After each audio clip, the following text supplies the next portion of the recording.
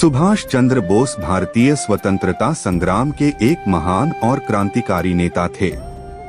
उनका जन्म 23 जनवरी 1897 को ओडिशा के कटक शहर में हुआ था। उनके पिता जानकीनाथ बोस एक प्रसिद्ध वकील थे और माता प्रभावती देवी धार्मिक प्रवृत्ति की महिला थीं।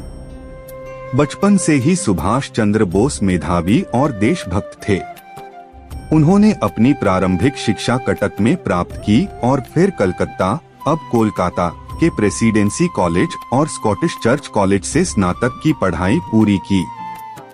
सुभाष चंद्र बोस ने 1920 में ICS इंडियन सिविल सर्विसेज परीक्षा उत्तीर्ण की, लेकिन अंग्रेजों की गुलामी में नौकरी करने से इनकार कर दिया।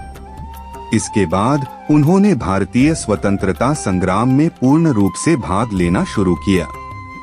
वह महात्मा गांधी के विचारों से प्रभावित थे, परंतु बाद में उन्होंने आजादी के लिए सशस्त्र क्रांति का रास्ता अपनाया।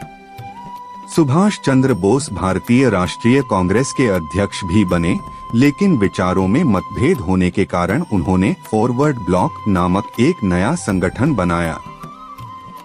द्वितीय विश्व युद्ध के समय उन्होंने अंग्रेजों के विरुद्ध जर्मनी और जापान जैसे देशों की सहायता से आजाद हिंद फौज इंडियन नेशनल आर्मी का गठन किया।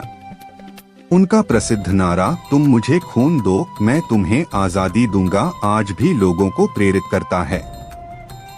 उन्होंने अंडमान निकोबार द्वीपों को स्वतंत्र भारत का पहला क्षेत्र घोषित किया और वहां तिरंगा फहराया। उन्होंने अंग्रेजों को भारत से बाहर करने के लिए देश विदेश में अपार प्रयास किए। 18 अगस्त 1945 को एक विमान दुर्घटना में उनकी मृत्यु हो गई, लेकिन उनकी मृत्यु रहस्य से घिरी रही।